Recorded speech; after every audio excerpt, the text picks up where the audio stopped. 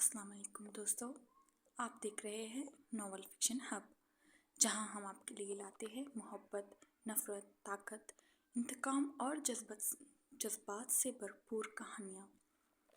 آج ہم لے کر آئے ہیں آپ کے پسندیدہ ناول جنون وفا کی ایک اور سنسنی خیز قسط۔ اگر آپ کو جذبات، سسپینس، محبت اور طاقت کی کہانیاں پسند ہے تو ویڈیو کو آخر تک ضرور دیکھیے گا۔ تو آئیے شروع کرتے ہیں۔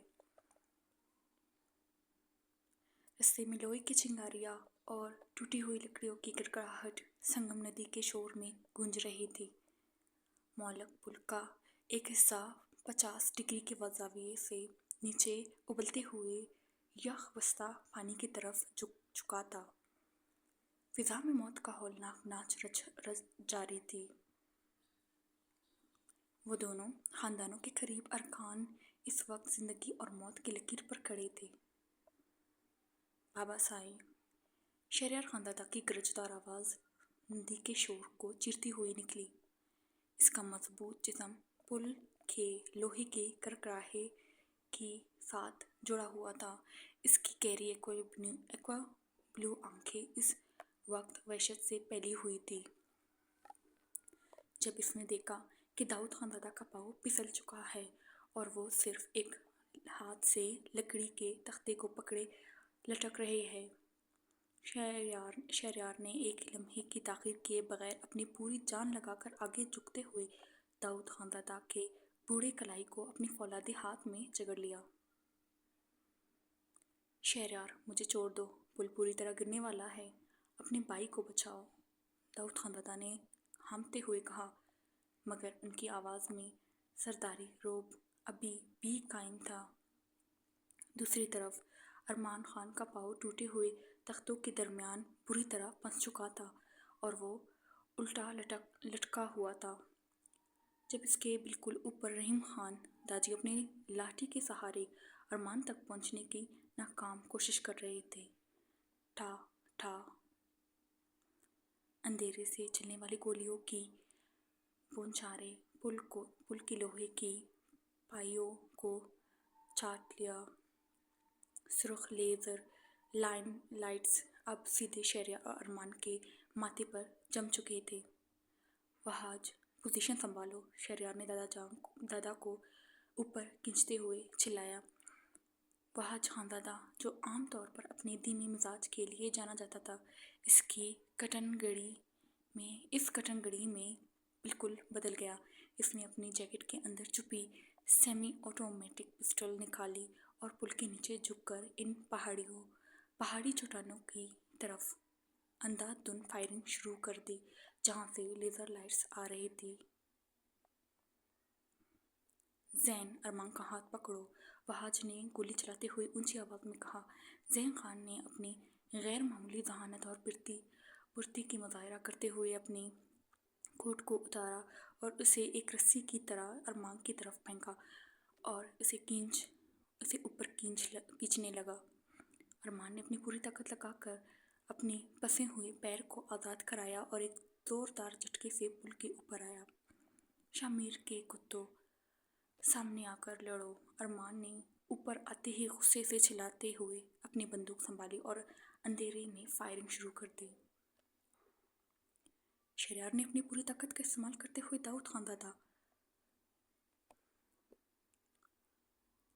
داؤد خاندادہ کو اوپر کھینچ لیا اور انہیں پل کے اس حصے پر منتقل کیا جو ابھی تک رسیوں سے جکڑا ہوا تھا۔ دونوں خاندانوں کے نوجوانوں نے بیک وقوع جوابی فائرنگ کی تو پہاڑیوں پر موجود سنائپرز کو عارضی طور پر پیچھے ہٹنا پڑا۔ گاڑیوں کی طرف بڑھو، پل کسی بھی وقت نیچے گر سکتا ہے، شہریار نے حکم دیا اور داؤد خاندادہ کو سہارا دے کر پیچھے ہٹنے لگا۔ رات کے اس پہر خاندادہ حویلی کا ماحول سائے سائے کر رہا تھا۔ ڈھلان میں لگی بڑی گھڑی کی ٹک ٹک ارس خاندادہ اور علی خاندادہ کے اعصاب پر ہتھوڑے کی طرح برس رہی تھی۔ نوری ڈھلان کے ایک کونے میں کھڑی مسلسل اپنے ہاتھ کی انگلیوں کو مروڑ رہی تھی۔ اس کی آنکھوں میں سرخیاں تھیں और दिल की काबू में नहीं आ रही थी। उसे वो सारा हवाला दिया आ रहा था जो उसने शहरयार और दाऊद खान दादा के दरमियान सुना था। नूरे बेटी, पानी पी लो। ईशा खानम ने शहरयार की वालिदा ने इसे के करीब आकर कहा, मगर नूरे ने नफ़ी में सर हिला दिया। अम्मी साई, लाला और दादा साई अभी तक वापस क्यों नहीं आए? संगम नदी का रास्ता तो इतना तवील नहीं है। नूरे की आवाज़ कांप रही थी। इसका ज़हन बार बार अरमान खान के इस रसीले चेहरे की तरफ जा रहा था। वो जानती थी कि अरमान खान किसी खतरे के सामने पीछे हटने वाला इंसान नहीं। इस वक्त मन्नत खान हवेली की चोटी से मुसल्ले पर बैठी तस्बीह पढ़ रही थी। इसका मासूम और पाकीज़ा चेहरा इस वक्त आंसू से तर था, क्योंकि वो अपने तमाम लाला यानी शहरयार और वहाज की सलामती के लिए दुआएं मांग रही थी। या अल्लाह, हमारे घर के मर्दों की हिफाजत करना, वादी की मिट्टी को हमारे अपनों के खून से दोबारा मत रंगना। मन्नत ने सिसकते हुए दुआ के लिए हाथ उठाए। इसकी इस मासूमाना दुआओं में वो तड़प थी जो हवेली के दीवारों को हिला रही थी। खान हवेली के अंदर अरहम खान अपनी शॉर्ट गन हाथ में लिए खड़ा था। इसकी रगों में खून उबल रहा था, क्योंकि उसे पुराने पुल पर जाने की इजाज़त नहीं दी गई। चची साई, मुझे जाने दे, मैं वहाँ अपने दादा और भाई को अकेला नहीं छोड़ सकता। अरम ने सुरैया खानम अरमान की वालिदा से कहा। नहीं अरमान, दादी का हुक्म है, तुम हवेली की हिफाजत पर मामूर हो। सुरैया खानम ने उसे रोका। इसी दौरान हानिया खान अपने कमरे की खिड़की से बाहर घने अंधेरे को देख रही थी। इसके हाथ में वो पुरानी डायरी थी जिसमें इसने अपने और शहरयार की बचपन की मंगनी के किस्से लिख रखे थे। वो 23 साल की एक इंतहाई मजबूत लड़की थी। इसका दिल कह रहा था कि शहरयार खानजादा किसी बड़े खतरे में है। तुम कमज़ोर नहीं हो सकते शहरयार, हानिया ने दिल में कहा। इसकी गहरी काली आंखों में एक अजीब सा अज़म उभरा। अगर इस दुश्मन ने हमारा नाम लेकर हमें ललकारा है तो आनिया खान भी खामोश बैठने वाली नहीं है। वो अपने कमरे से बाहर निकलकर सीधा जैन खान के मुताले के कमरे की तरफ बढ़ी, ताकि शामिर कबीले के बारे में कुछ मज़ीद मालूमात हासिल कर सके। वो जानती थी कि इस खूनी खेल का रुख अब इसकी और शहरयार की तरफ मोड़ दिया गया है। पुराने पुल के गिरने और शदीद फायरिंग के बाद दोनों खानदानों की गाड़ियां इंतहाई तेज़ रफ्तार से अपनी अपनी हदूदों की तरफ रवाना हो चुकी थी। पुल का आधा हिस्सा नदी के तेज़ बहाव में बह चुका था। घने जंगलात की एक ऊंची चट्टान पर वो पुरस्कार नकाबपोश शख्स खड़ा था।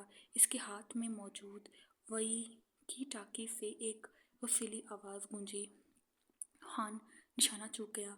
शहरयार खानजादा और अरमान खान दोनों बच निकलने में कामयाब हो गए। पुल गिरने से पहले ही वो गाड़ियों तक पहुंच चुके थे। नकाबपोश ने गुस्से से वॉकी टॉकी को चट्टान पर दे मारा, जिसके पुर्जे उड़ गए। इसकी आंखों में वहशियाना चमक उभरी। 20 साल मैंने इस दिन का इंतज़ार किया। नकाबपोश ने अपनी दांत पीसते हुए मुठ्ठियाँ भींच लिए। दाऊद खान दादा और रहीम खान इतनी आसानी से नहीं मर सकते। मैं इनकी जिगर के टुकड़ों को तड़पते देखना चाहता हूँ। अगर वो पुल पर नहीं मरे तो अब मेरी अगली चाल इनकी हवेलियों के अंदर तक जाएगी। इसने अपने कोट की जेब से एक छोटी सी चाबी निकाली जो किसी पुराने तहखाने या तिजोरी की मालूम होती थी, और उसे हाथ में घुमाते हुए अंधेरे में गायब हो गया। फ़ोन के दूसरे सिरे पर अरमान खान की आवाज़ में मौजूद करब और वहशत खानजादा हवेली की ढलान में गूंज रही थी। शहरयार के हाथ में दबी चिट्ठी इसके गुस्से की शिद्दत से मुड़मुड़ा गई थी। एक्वा ब्लू आंखें जो हमेशा झील की तरह साकत रहती थी, इस वक्त लावा उगल रही थी। हानिया इसकी बचपन की मंग थी। اس کا وہ ادھورا خواب جس پر وادی کی خونی دشمنی کی سائے لہراتے رہے تھے، اس وقت دشمن کی قید میں تھی۔ شہریار نے فون پر ارمان کی داڑ سن کر اپنے لہجے کو برف سے زیادہ ٹھنڈا اور چٹان سے زیادہ مضبوط کیا۔ ہوش کے ناخن لو ارمان خان، اگر تم اس وقت غصے میں خانوں کی فوج لے کر باہر نکلے تو شاہ میر کے لوگ ہانیہ کو مار دیں گے، اور وہ یہی چاہتے ہیں کہ ہم پاگلوں کی طرح وادی میں خون بہائیں۔ وہ میری بہن کو اٹھا کر لے گئے ہیں۔ شہریار ارمان کا گلا روند گیا۔ میں اپنی غیرت کا سودا نہیں کرتا۔ ہانیہ صرف تمہاری بہن نہیں، وہ میری منگیتر بھی ہے۔ شہریار نے پہلی بار پورے خاندان کے سامنے اس رشتے کو اس کی اصل ماں کے ساتھ پکارا۔ دیوان میں کھڑے داؤد خان دادا نے اپنے پوتے کے اس جلال کو دیکھا اور اسبات میں سر ہلایا۔ تم اکیلے کچھ نہیں کرو گے۔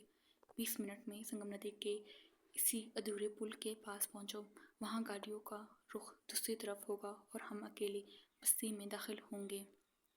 شہریار نے فون کاٹ کر وہاج کی طرف دیکھا۔ وہاج، تایا سائی اور چچا سائی کے ساتھ حویلی کے چاروں طرف پہرا سخت کرو۔ بابا سائی کی حفاظت تمہاری ذمہ داری ہے۔ اور تم شہریار، تم اکیلے جاؤ گے؟ وہاج نے فکر مندی سے پوچھا۔ دشمن نے مجھے اکیلے بلایا ہے وہاج، لیکن میرے ساتھ ارمان ہوگا۔ ہم دونوں مل کر اپنی عزت کو واپس لائیں گے۔ شہریار نے اپنی کمر کے پیچھے 2 خنجر اور کوٹ کے اندر اپنی پسندیدہ پسٹل ارسی اور حویلی کے پچھلے راستے سے نکل گیا۔ وادی کے انتہائی شمالی کونے پر پہاڑ کے درمیان گہری شاہ میر کی پرانی بستی ایک بھوت پریت کے مسکن جیسی لگتی تھی۔ 20 سال پہلے اجڑ جانے والے مکانات کے ملبے، ٹوٹی ہوئی لکڑی کی چھتیں اور ہر طرف اڑتی ہوئی خاک اس بات کی گواہی دے رہی تھی کہ یہاں زندگی کب کی ختم ہو چکی ہے۔ ایک پرانے نیم تاریک گودام کے اندر ہانیہ خان کو ایک لکڑی کی کرسی سے باندھا گیا تھا۔ اس کے سر سے چادر سرک چکی تھی، مگر اس کے چہرے پر خوف کی جگہ خانوں کی روایتی غیرت اور جلال تھا۔ اس کی گہری کالی آنکھوں کے سامنے کھڑے 2 نقاب پوش کو گور رہی تھی۔ تم لوگ چپ کر وار کرنے والے بزدل ہو۔ ہانیہ کی آواز گودام کی خاموشی میں گونجی۔ میرے بھائی اور شہریار خانزادہ تمہیں اس وادی کی مٹی میں ملا دیں گے۔ بہت اونچی اڑان ہے تمہاری۔ سردارزادے سامنے کھڑے قدور نقاب پوش نے اپنی بھاری آواز میں قہقہہ لگایا۔ شہریار خانزادہ اب تک صرف پلوں سے لٹکنا جانتا ہے۔ آج وہ یہاں آئے گا تو اسے معلوم ہوگا کہ 20 سال پہلے ہمارے قبیلے کو اس وادی سے نکالنے کی قیمت کیا ہوتی ہے۔ وہ اکیلا نہیں آئے گا۔ ہانیہ نے اپنے بندھے ہوئے ہاتھوں کو سختی سے بھینچتے ہوئے کہا، اور جب وہ آئے گا تو تمہارے پاس چھپنے کے لیے یہ اندھیرا بھی کم پڑ جائے گا۔ نقاب پوش نے غصے سے ہانیہ کے قریب آ کر اس کے سامنے خنجر لہرایا۔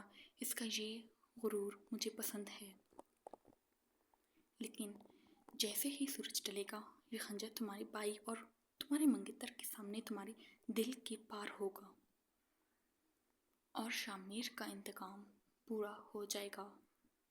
دریائے سنگم کے تباہ شدہ پل سے کچھ دوری پر گھنے جنگلات کے راستے پر 2 گھوڑے انتہائی تیز رفتار سے دوڑ رہے تھے۔